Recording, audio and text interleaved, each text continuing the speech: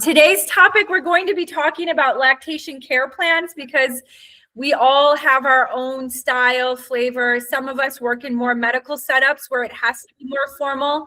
And then some of us are trying to do our best in private practice so that we do have a high standard of documentation. But it's not easy, right? We don't want to. I've lived in other places in the world where documentation, especially in a health setup, is almost what you do all day. And so the work that we do is face-to-face, often with another human. And so we don't want our documentation to put up barriers to that interaction and that relationship. But we will keep meeting. I know some of you are new, or maybe you're listening to a recording and you're new to coursework right now with Begin Ed India. But we meet once a month. We try to do it the first Thursday of the month, but sometimes there's a need for adjustments. And so we adjust the time, but it's always on a Thursday. It will be in the morning because that's when the Begin Ed India team is in the office. And yeah, we've had an interesting start to the year. The Begin Ed India team is always growing and changing, and you're going to see new people and maybe not some people in the coming months. But I wanted to just start by saying Happy New Year. We are now in 2026. It's hard to believe. Last year was a great year, and we had a great year with Begin Ed India. We had a great year with the online conference. We had a great year at the retreat. And so some of those elements will continue this year, and we'll be able to gather in different places in India. The work that we do, often there are some barriers, right? And we're trying to see the lactation field grow, see the perspective about lactation grow. And so sometimes we're the only one in our city who is taking on that advocacy. So it is amazing to have online communities. And now we have a batch from Malaysia who's joined us. So that's really exciting to encourage them. I'm sure some of the barriers are going to be very similar, but then of course they're going to have different barriers than we face. Even, when we think about me in Dehradun and Dr. Swati in Bangalore, there's a lot of differences in the families that we support, in the health systems, in the access, in the barriers, in the encouraging things that we get excited about. So we need each other to keep walking on this journey, to keep doing this work, and to have a greater influence so that when a family has their first child, second child, seventh child, they have access to skilled lactation care. So that's exciting for me to see new faces and to see faces who started with us 7 years ago. So Begin Ed's birthday is in January. And so we are celebrating 7 years. And those early years were really exciting because we were thinking, is this a need in India? Do people want to take courses? Is this a need in communities? And then month after month, people like you registered. And we have seen that, having access to coursework online in a busy life really helps us move forward professionally. Yes, we still want to see clinical lactation experience. We still want to see mentorship. We still want to see clients in person. But there's something that we can do with online education that adds to all of those things that we do. And so it's not a supplement. We don't only do that, but it adds to the work that we're already doing. It gives us access, from all over India, all over this region, even into Malaysia. And so we can be together and learn together and then see more families have access to skilled lactation care. So happy birthday to Begin Ed India. Some of you have heard these values time and time again, but we always remind us that our values are connection, collaboration, and community. This has become a vibrant community. This has become a space where people feel connected. This is a space where we can collaborate together for a greater impact. And we're going to keep sustaining those values even when there's hard seasons, even when there's challenges. we are going to keep going together. So as you see, our Begin Ed India team has changed a little. Actually, one of our interns is going to be coming back for her second semester. So you'll see or hear from Kritika again. But then this last 6 months, we tested and tried this out, having Tamana and Aisha remote working for the Begin Ed India office. And so it's been such an honor to work with them because they come with experience, they come with knowledge about the lactation field versus training a new person who has to learn the workspace, but then also the lactation field. That's a lot of growing. And Shalini will be back more hours. Her baby is growing and she's ready to work more. And she's had a really positive breastfeeding journey. So that was really exciting to watch. So we come to you from Dehradun, but we come to you from all over India. And now we can say globally too. We've had students in other places besides Malaysia. We've had students in Nepal and in Sri Lanka and in other neighboring countries. So this month we celebrate 898 Begin Ed grads. We're getting close to 1,000. So I think, you know, within maybe by World Breastfeeding Week, we'll cross 1,000. We've had over 1,200 lactation students. And as I said, it's not only in India, but it's in lots of other places around our region, and even some Indians working in other places around the world, in UAE, in the Middle East. So that's been a really exciting season to see these things grow. We welcome all of our new students. December was an exciting month, so there was a lot of new students in all of our courses, and so we welcome you. And if you are feeling like, I just started this and I feel like I'm not connected, send us a message and we will find a way to connect you in your region, to connect you with someone else who just recently started for accountability, to share a study plan with you. We want you to feel like we are with you as you are moving forward in coursework. These are our grads from December. That was an exciting year end. We saw many students finish their coursework, which is such an accomplishment. When people first say, oh, 100 hours, 25 hours, 50 hours, it's not such a big deal. But as you know, whoever's taking it in a busy life, it is a big deal. And so we thank you all for working hard and making it through those sessions and the quizzes and then giving the final exam. So I'm gonna pause for a minute and let Tamana introduce herself. And she comes to us, I remember the time when she was taking her course and then the time when she was trying to find work in hospitals in her city. So Tamana, why don't you just start with just giving us a little bit of background of where you've come from. Hi, everyone. I'm logging in from Jaipur. That's where I live and I work. I took the ACLP course with Begin Ed about 4 years ago. That's when I started the course. And if I remember right, I might even have asked for an extension to finish the course, like Dana was saying, right? And then I took the exam. After that, it took me a few months to find a spot at a hospital. It started with just a few hours at a hospital. To roll back, I have a master's in molecular genetics and microbiome. So with a base in biology, the coursework was a little bit more comfortable. But having said that, non-bio people are also doing really well with this course. And since then, I'm associated with 3 hospitals in Jaipur, and I do online consultations also. And I've had a chance to meet a lot of lactation professionals across India and a few globally, one in Bhutan, over the past years. And yeah, it's been a really good journey. There's still a lot more to grow. And hopefully today I can share a few pointers on how to create a lactation plan of care with all of you.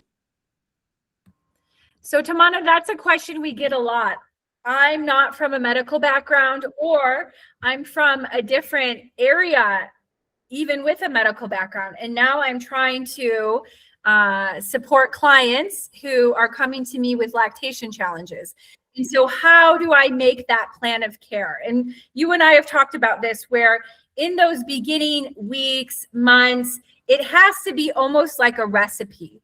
And we have to learn the assessment questions. We have to learn how to make a plan with the family. We have to learn how to go from oh no, this consultation is going to be an hour and a half and I only have 30 minutes. So we have to really learn those guided questions so that we focus the time. Why are they here today? Yes, in lactation, we need to have some of that background. We need to have some of their birth experience and history.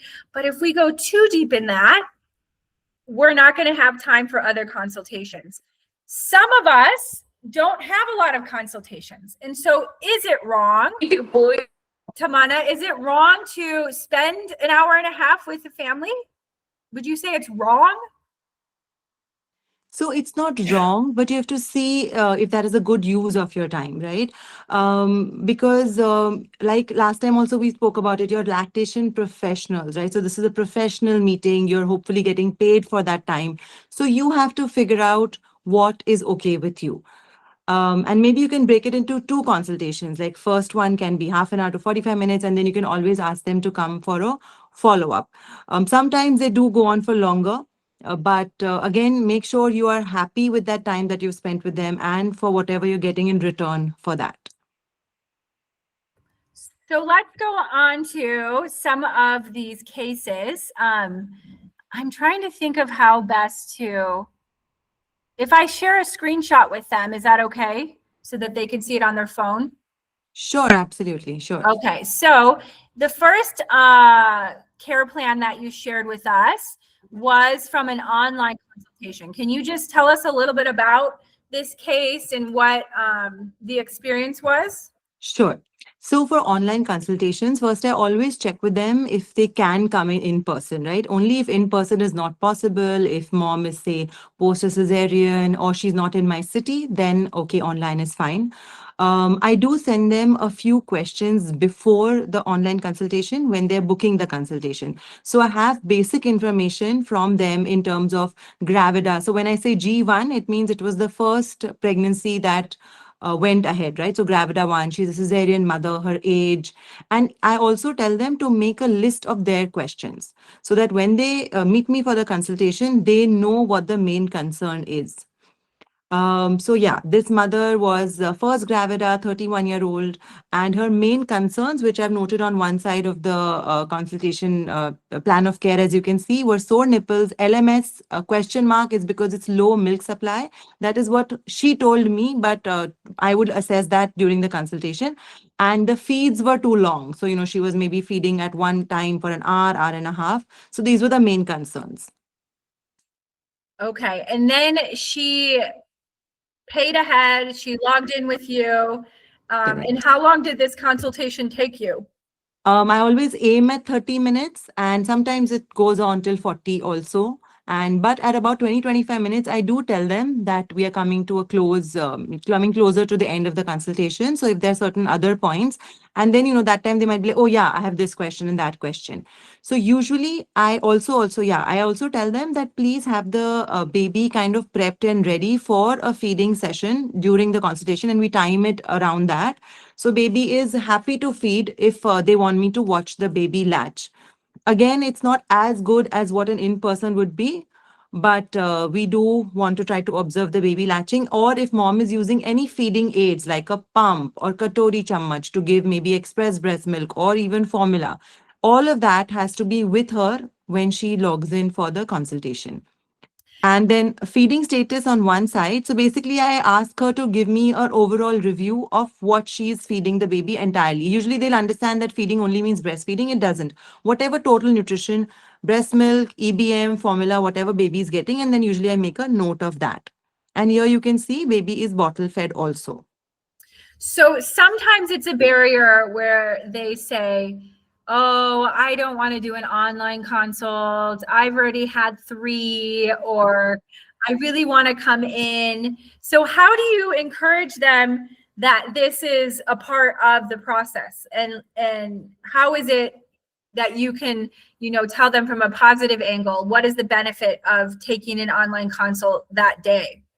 Sure. So, instead of delaying it to whatever problem they have, it will probably get worse if they don't change anything, right? If they're, say the milk supply is low, but if they continue going as is without help, so usually I also get onto a call, like a short call. It could be a minute or two to explain to the mother, to check with her what the issues are. And sometimes they also ask me, are you sure it'll all get resolved after the consultation? So we have to tell them, no, I'll be giving you some tips and you'll try to follow that. And it should get better than wherever you are. That is the aim. Right. Wherever they are, they should get better in a few days. And that's where the plan of care comes into place.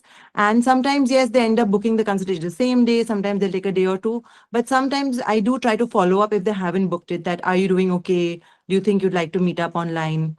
Yeah. And then with a reminder, they do kind of set up a consultation. Yeah. And the thing is, ideally, they could come that day to our clinic, to our office, to our center, and be with us in that moment. But often, right after discharge, in that first week, they've just been in the hospital. They have to go for their follow up with the OB-GYN. They have to go for the PEDS follow up. And so another appointment doesn't always sound good to them. And so then they delay, like you said. And so then we don't hear from them until the second week. And then top feed goes up, latch isn't going well, and the work that we need to do together is a lot bigger. And so that's a really good reminder. And so just encouraging them. For example, I charge 50% less for an online consult because I want to see them quicker, because usually then the journey goes much better. If we wait and they come in and it's going to be 10 days later, it's like going to be a whole month to get to what their goals are. Can you just talk through this lactation care plan then with this family, what your points were there? Sure. So in the discussion, because this was online, I've written discussion, and otherwise if it's an in-person consultation, then I would have written on examination or on observation. So I've kind of made, the breasts, they're not separate sizes. It's a very quick thing that I've made. I've tried to note where her rawness or where her injury is. In this, I've put a tick mark to nipple trauma, that yes, I was able to observe it on the online consultation. I have suggested a flange size. So I don't remember if she was using a pump, but it's probably she was using an incorrect flange size. So sometimes the notes are also for me to, when they ask me for a follow-up, if I mentioned a flange size, that means that was probably corrected during this session. Now, plan of care, first pointer, we have to tell them that this is not something that you'll be able to follow right away from today. These are suggestions that you can try to inculcate in your breastfeeding practice in your time with the baby over the next few days. It might take 1 day, 2 days, 5 days, 7 days, we don't know. So I've suggested breastfeeding on demand. I've suggested reduce bottle feed. So now here I didn't tell them remove bottle feeding, because that would not have been a practical suggestion, because baby was completely on bottle feed, pretty much, right? Breastfeeding was very minimum. So we don't want the mom to get shocked. Okay, I have to just remove bottle feeding. But yes, she has to try to reduce it. Then I've suggested a nipple butter. I've suggested skin to skin. We have to ensure a deep latch. So this probably I observed during the session and tried to encourage her to make sure that there's a deep latch every time, so that her nipple injuries don't increase. Plenty of healthy fluids is something that I usually tell them, because at least in North India, there's a myth that, give less water or only give warm water to a new mom. So that is something that I usually tell them. And that's Dana sipping some fluids for us. Yeah, that is. And then weight check for the baby. So a pointer about that, because it wasn't an in-person consultation, I wasn't able to check the weight at my OPD or at the hospital setting, at my chamber. So what I tell the mom is that from the day that I've met her, maybe in the next few days, she can get a weight check, so that we know if what the changes we've asked her to make are working positively. Okay. And also, if she hasn't got a weight check very recently, if she's having feeding issues, a weight check is a good way to keep tab on what the total nutrition the baby is getting. So she has to get this done separately. So one of the things we navigate as new lactation professionals is weighing, right? And so often we have to take a judgment in the situation. Can you think of some situations where you wouldn't necessarily weigh the baby? Sure. So if they've had the weight check a day or two before, if when they come in, like in Rajasthan right now, it's very cold and they seem very hesitant to, undo layers for the baby. And of course, an online consultation, you can't do that. If the weight gain is not a problem, if it's say it is bottle feeding, it is pumping is a problem. If the weight gain is going fine, then I may not weigh the baby. And if it's an older baby, or if the baby has just come in from an ICU stay and has been weighed often, and mom they anyway have a pediatrician's follow up in say a day or two, those are the times that I may not weigh the baby. Dana, you can of course chime in if you have additions. Yeah. And so if they just came from the pediatrician and there's been a huge, stress about the weight gain, and then we weigh them on our scale and, the number goes down before we start working on things, then like that adds more anxiety to the pool. So I try to preface it with, this is my scale in this office. And so we're going to take a baseline. But they're going to be so stressed about numbers if it's a huge difference. And like you said, in winter, it's really tricky to get them to take off all the clothes. And that's data for us, but we don't want them then having a scale at home and weighing every 6 hours, right? Because we can see that opposite extreme. But I think follow-up is the biggest thing. And so taking a baseline and then weighing them again on the same scale is really critical, because they get weighed at the hospital, they get weighed at the pediatrician, and then they're coming to us. And when it's those first couple weeks, that gain, there's going to be a loss the first week. We want to get back to birth weight by the second week. And then we start seeing, I usually say about 200 grams per week. And so it's hard to weigh them in those first 2 weeks when there's going to be a loss, there's going to be changes of scale. But if it's a family that's been with us, then we can move forward with that. But because we think like, oh, we have a machine, we should always use it. But that's something that we have to think about as a tool. Is this going to help this situation today? Or is this mom already crying about weight loss, right? And then we weigh them again and it's like even lower. So that is not a good recipe for prolactin, right? That doesn't help the production if she's getting more anxious and is so fixated. Because some of our moms and parents, they go into that postnatal OCD. And so we don't want to fuel that. So that's a wisdom and that's a maturity. But if you're new, I would say just weigh everyone. But you're going to have to work through some of those things like we're talking about. Okay, can we go on to the next one? Sure.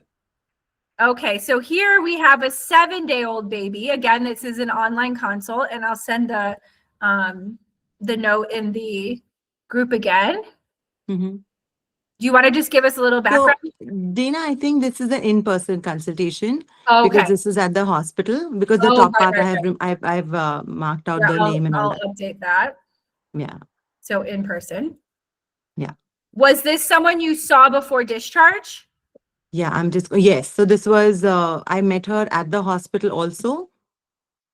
And then again, post, after the baby went home and they come in for a pediatric or gynec review is probably when they came to meet me. Okay. Yeah. I'm just So gonna wait for then you this to- is a 7-day-old. They went to the pediatrician. Now they come to meet you. And what was on here? Okay, so again, mom had engorgement, left nipple, she had a proper cut. In the feeding, it was triple feeding happening, which means breastfeed also, ABM and formula. And the pump I mentioned, we're not supporting any company, but for my notes, I mentioned what pump they have so that if I have pointers on the pump, then I can help them with that as well. And I put mastitis question mark because I probably conveyed to her that she could be heading towards it. So if there are any of those red flags, then she needs to meet her gynecologist. Okay, and which I probably have explained in person to her also. Now discussion, so yes, there was engorgement, redness on her left breast. Latch was good, but with a shield. So here, with a shield is what I had to help the mother. And of course, with the shield, we also tell them that this is the current thing that we're using. So for certain points on the plan of care, you can also mark till next review so that they don't think this is something to be followed forever. So they'll probably end up using the shield forever. But you can tell them that this is a temporary thing and then slowly we'll have to phase it out. Okay. And again, I've stressed because I think she was also over pumping. So I've written pump only for relief since she was, kind of going towards mastitis according to my assessment. And then she understood. I even told her about cold packs. So she didn't know that cold packs are a thing, right? Because mostly it's all hot, hot, hot. Everybody says warm, garam, hot bag lagana hai, hot karna hai, massage you have to do. So I told her that post feeding or post pumping, post breastfeeding or pumping, you can use cold compression to relieve that inflammation, right? So this is all something all of us can keep in mind. And I've put a reference. So she has to go to a gynecologist or a physician if there is any of those red flags, right? Fever, persistent fever, or flu-like symptoms. And I have put a review date for her, since a specific date, since she seemed like she needed a review. So after you hand this to her, what is your follow-up process? Like, are you going to send her a WhatsApp? Like, how do you follow up with your clients? Sure. So in this, what I do is when I give this plan of care, I go through each point, right? I repeat each thing because I'm writing this while the consultation is going on in the middle, right? Then I go through each and then I review. I've put like a review. So I make a note in my diary with the patient's name, number, and when the review is. And I try my best to send them a reminder on that day. Sometimes it doesn't happen if it's the hospital patients. But for my OPD, because those patients come to me one-on-one, I do usually try to send them a reminder. And then, of course, it's on the patient if they sometimes, they might just send me a review, a reminder, like a reply saying that things are better, this is this. Then I tell them, okay, we can wait for a few more days for the review. But yes, checking in is important so that they are also reminded to check in on themselves with this whole process.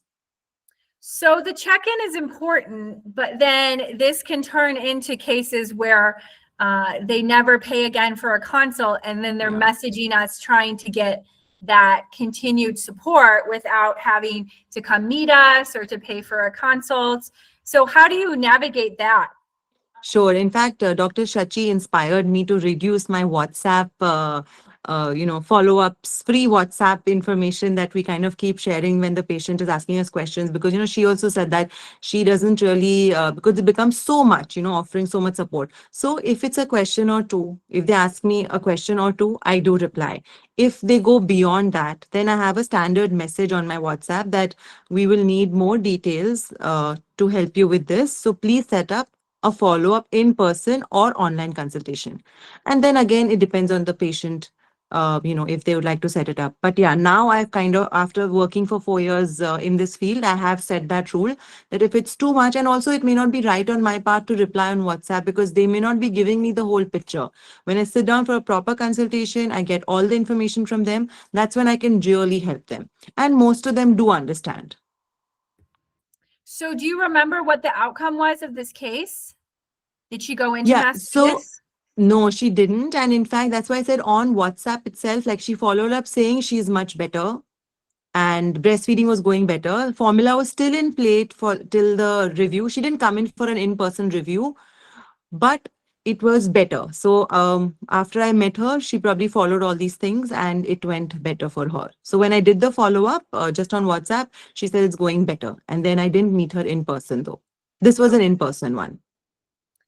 So let's go. I think you have one more. One more, yeah. Yeah. So is this an online consult? Did I have that right? Or is this in person? This looks online. This is in person actually because or it could be. We can just go with it because I remember this one. Okay, you can remember. No, I do. Yeah, I do remember. Yeah. Okay.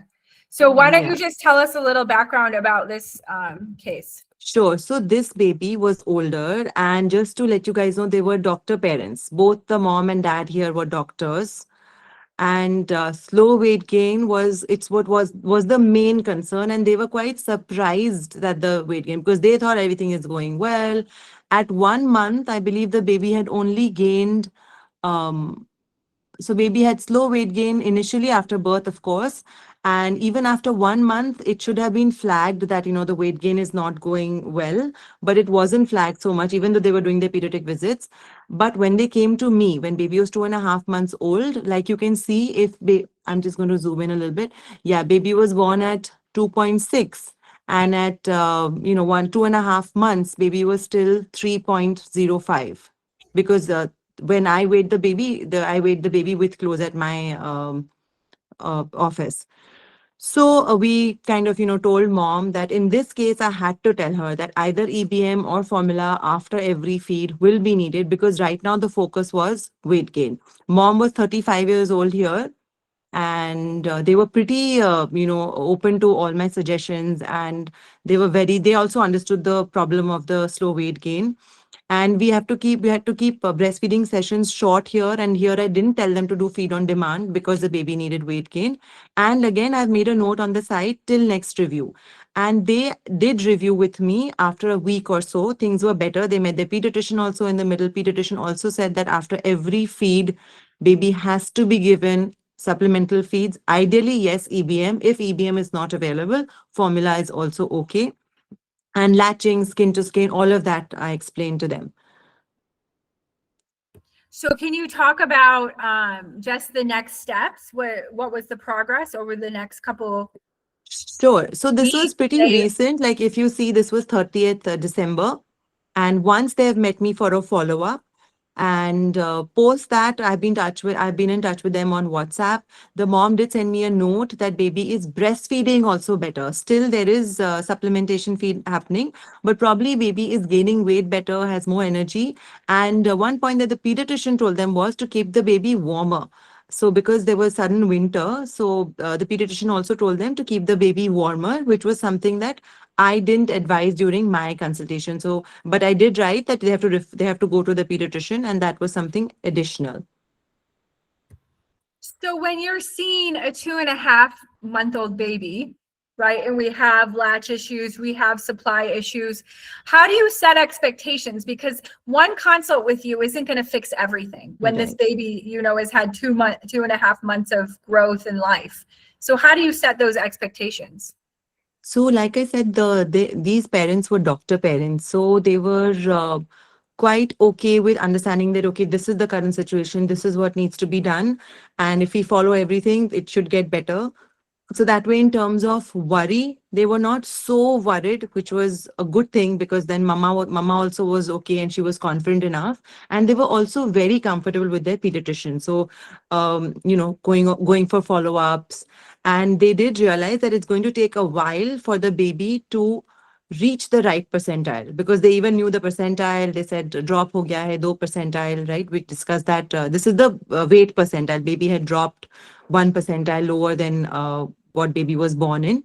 So that way parents were, which was a good thing, that even mom was relaxed.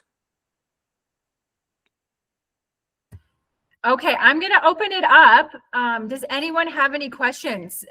Tamana, she's not coming to us with 1 week of experience, and we hear this in the way that she's sharing. She used some acronyms. So if there's anything that you weren't understanding, this is your time to ask us, because we often hear that question. Can you share a sample of a lactation care plan with me? Can you help me develop my own?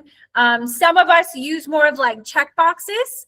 So I can share the one that I updated this year in the groups, because sometimes having those areas, even if we're not assessing everything, it helps us to know what to ask. Whereas Tamana's been doing this for some time, and so she can come to a client, focus it, and get to that care plan and move on to the next consultation. Whereas some of us might struggle, like, okay, latch issues, position, those basics, but then the more we unravel the story, it's pretty complicated. So does anyone have any questions for us today? You can just unmute your mic, say your name, and you can ask your question.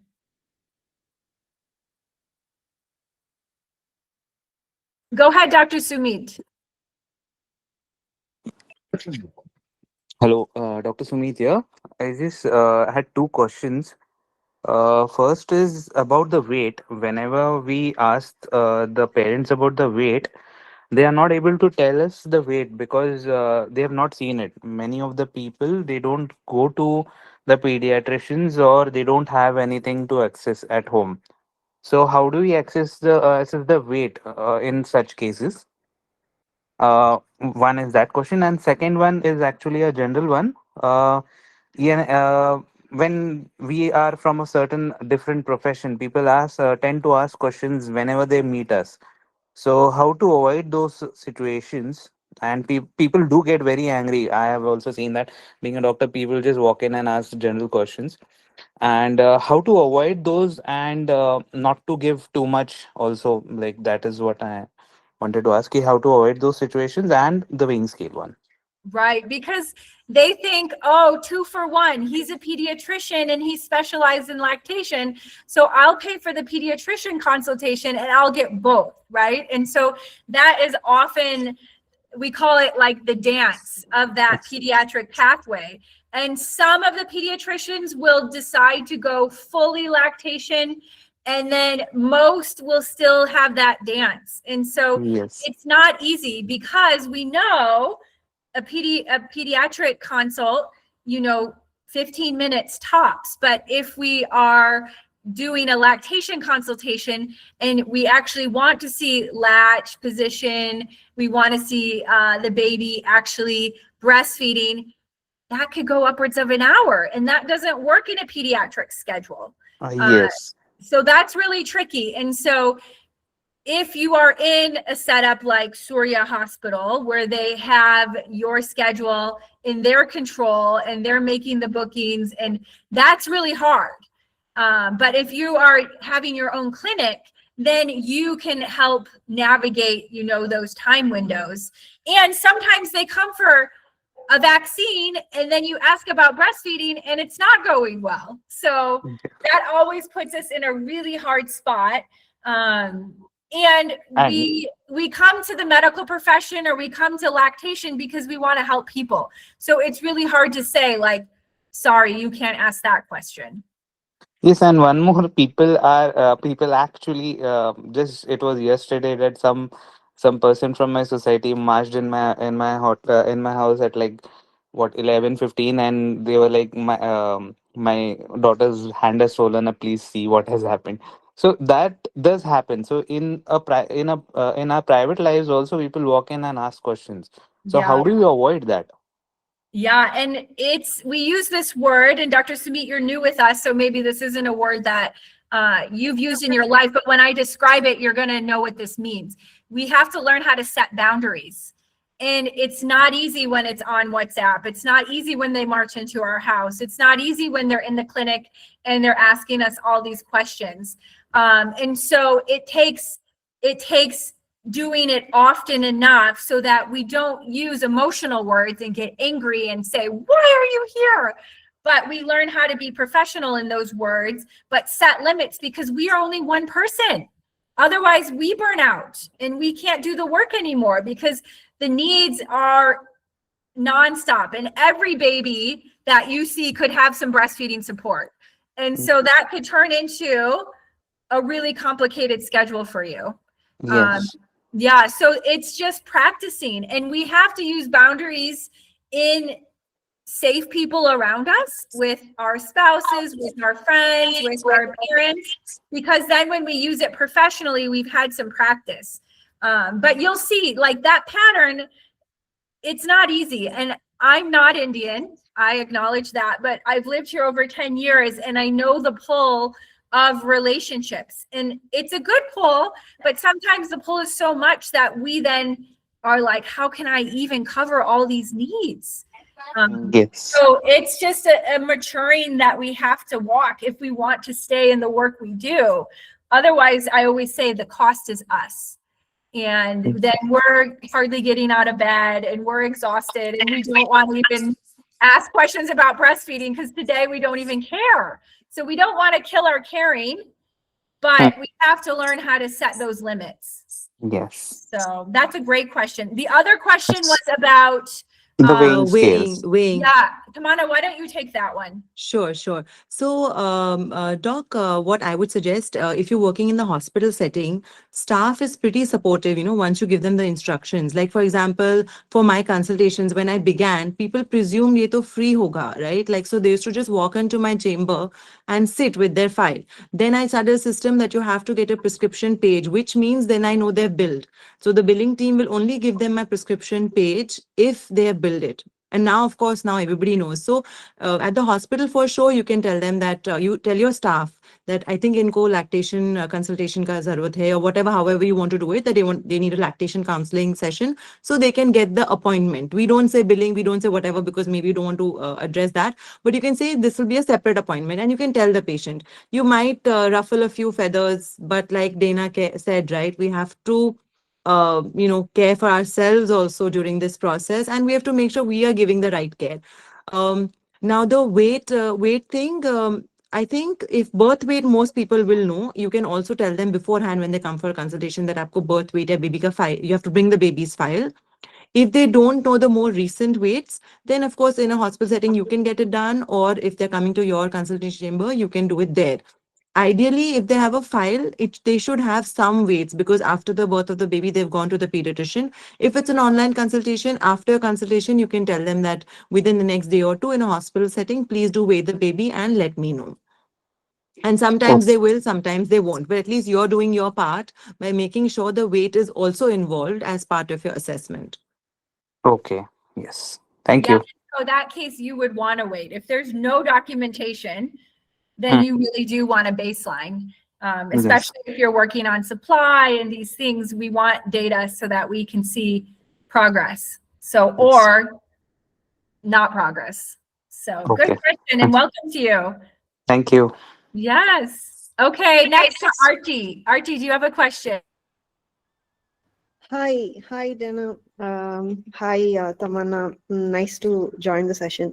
So I have this general sort of a question. So Dana was talking about, setting the expectations. What should the parents actually expect out of the consult and things like that? And also, how do we tell them that this is my scope and this is out of scope? So I find it a little bit hard, especially since I do a lot of home visits and very less hospital based consults. So I'd like to take some pointers from this session.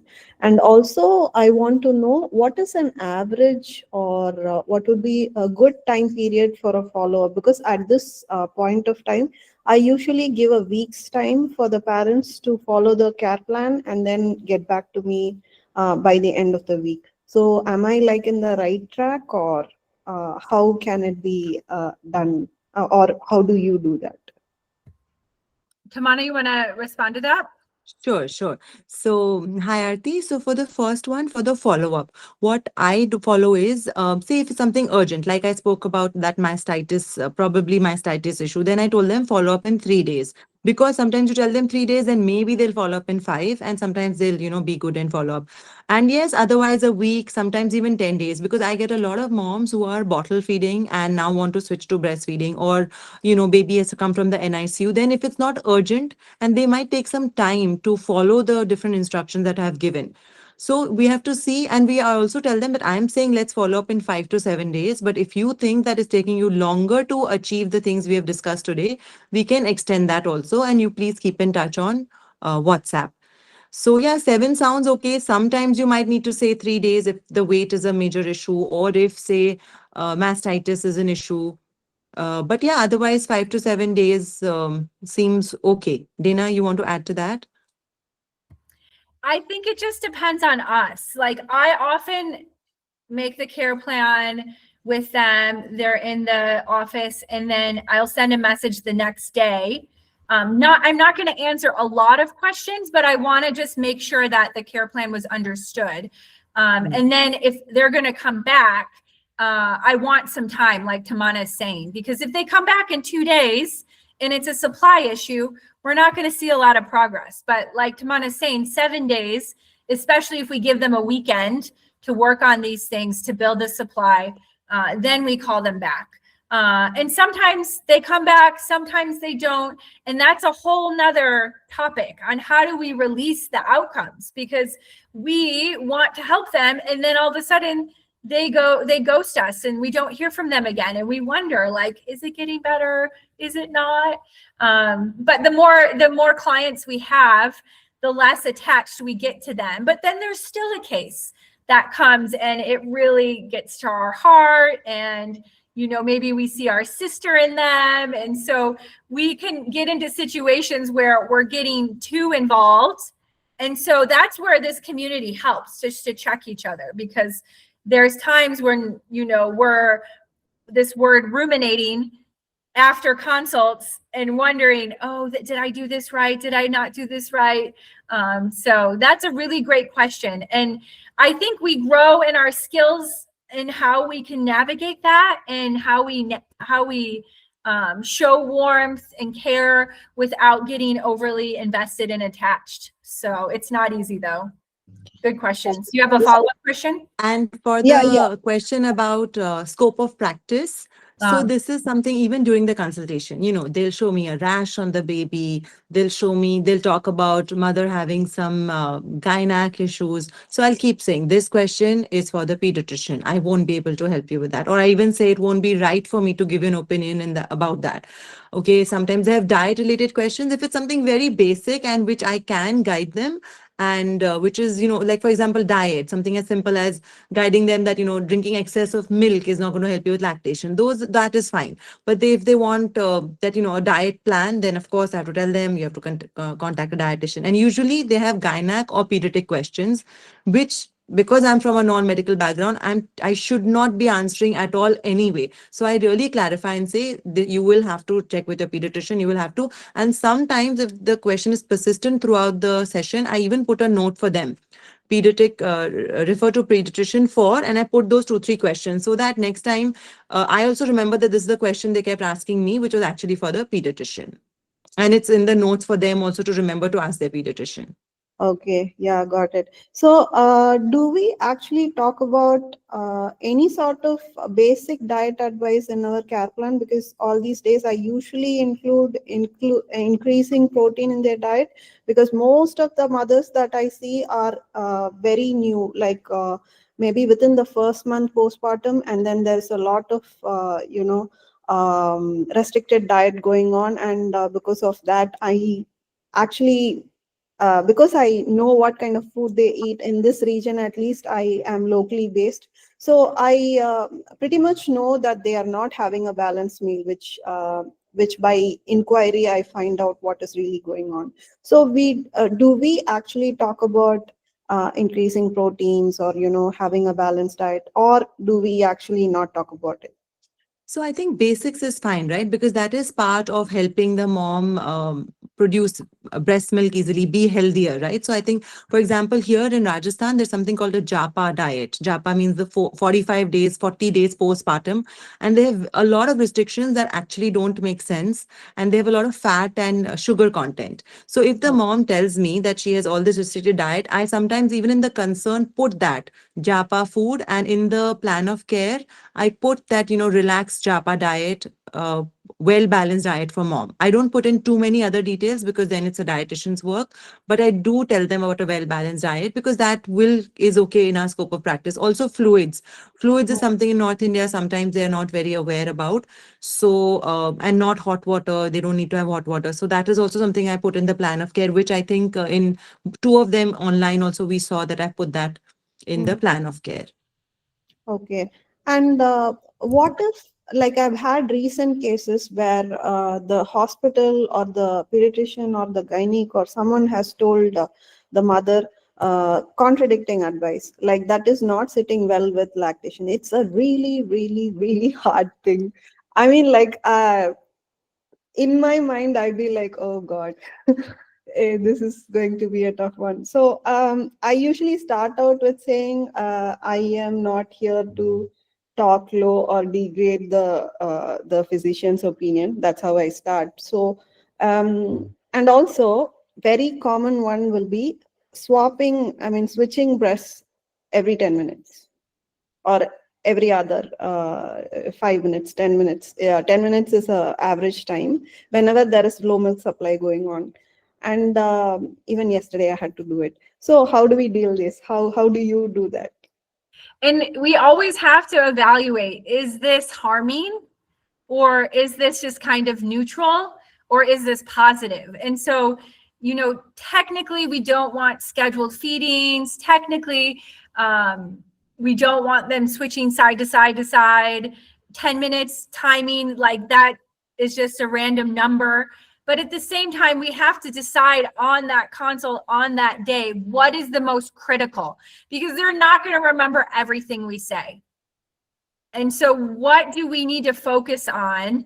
And like, if the baby's not even effectively suckling and there's no effective milk transfer, that's my focus more than the 10 minutes, 10 minutes. Like, that's not ideal, but we want to work on that. And we want to work on, you know, her being able to assess that and the family noticing that, and output.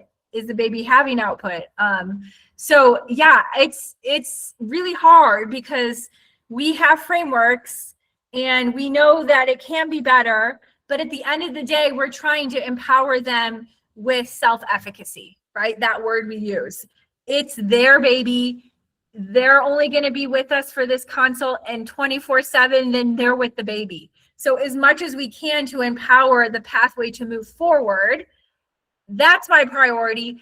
There's going to be, you know, we don't want to use judgmental words, but there's just going to be some things that you're just like, what in the world? Like, that's not okay. That's not good. So if it's harming the baby, then we advocate. If they're giving honey, you know, after birth, then we're going to have to find a way to navigate that.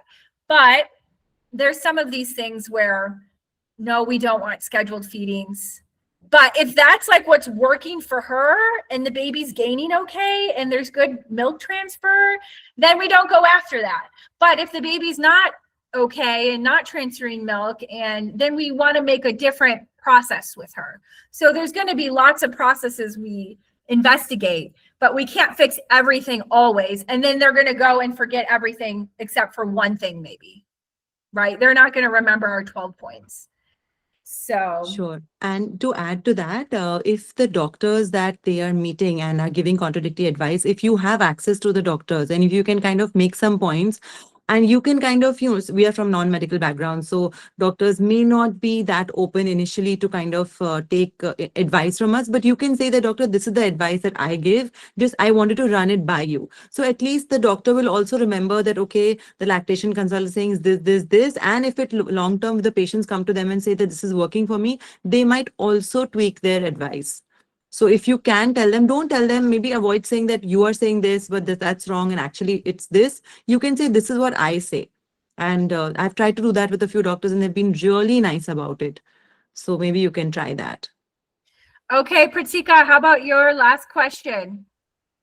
I see your Hi, hand raised. hi, ma'am. Hi, Tamanna. How are you doing?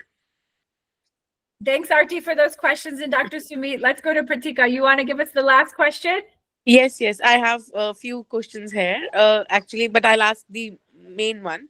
So I've just started working with two of the hospitals right now, and I'm working as a volunteer there. So my main concern is I am always meeting first thing is I'm only meeting the moms on after the birth, after either 8 hours or 9 hours in a normal birth, or 12 hours or maybe even more, 14 hours in a cesarean birth, because the doctor says the mother needs to rest for first 24 hours, and only then you can come and tell them about breastfeeding and how to latch the baby.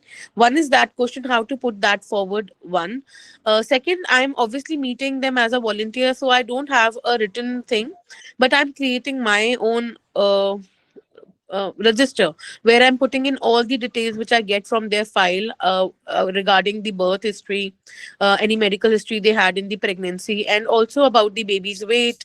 So, do I actually need to write down and also give them a plan of care, or a verbal thing for the initial day's work? And when they come in, can maybe come in the future with any kind of concern, that is the time then we should be giving a written plan of care to them. Dana, should I reply? Go ahead, you can start. Yeah. So, Pritika, what I suggest is maybe if you can have a basic sheet with some information that like could be a printout, and then that can also have your information on it, right? If the hospital allows it, your contact information. So that is those basics that they can. And if you see on the BeginEd website, there are a lot of handouts that you will see. So something like that, if you can create to give them after you meet them at the hospital, and of course speak to the doctors if you can meet them a little early.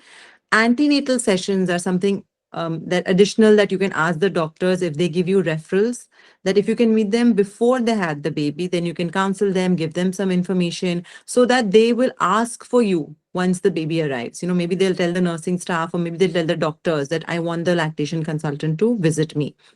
And I know it's baby steps, and since you're a volunteer, you can only, you know, say a limited amount, but giving them something to read and with your name could have good recall value so that they can come in for a follow-up.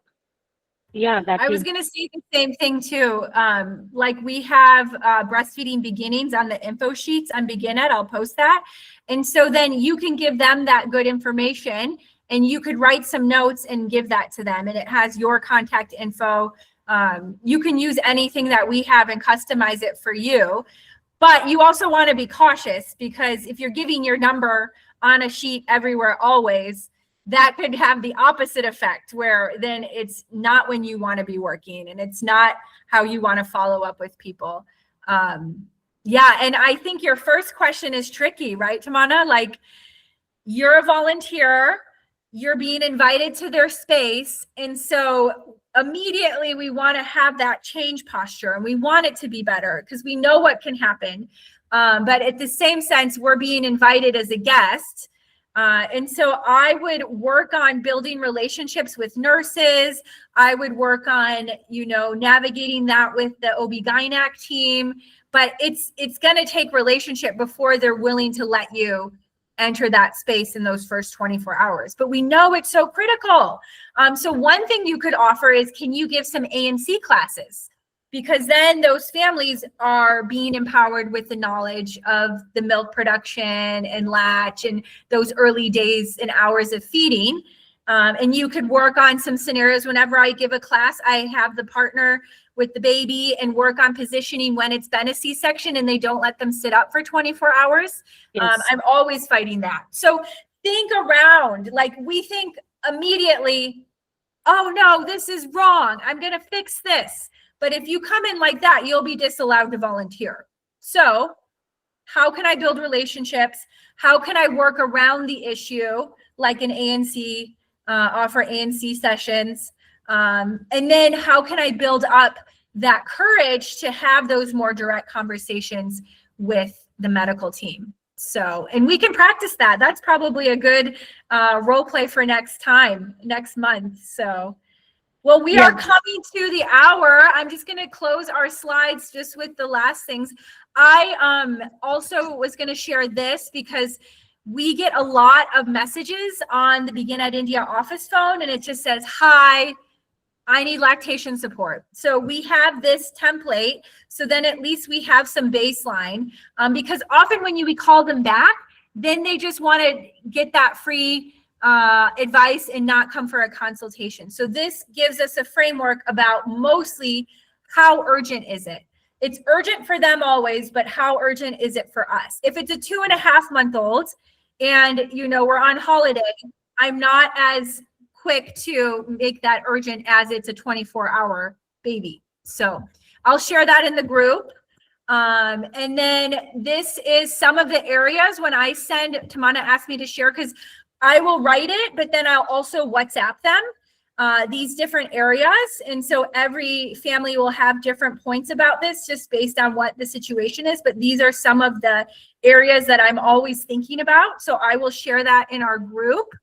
And then I think I'm just going to close these quickly. We talk about study plans for some new students. If you haven't been making great progress and need some help, the BeginEd India team can help you develop a study plan.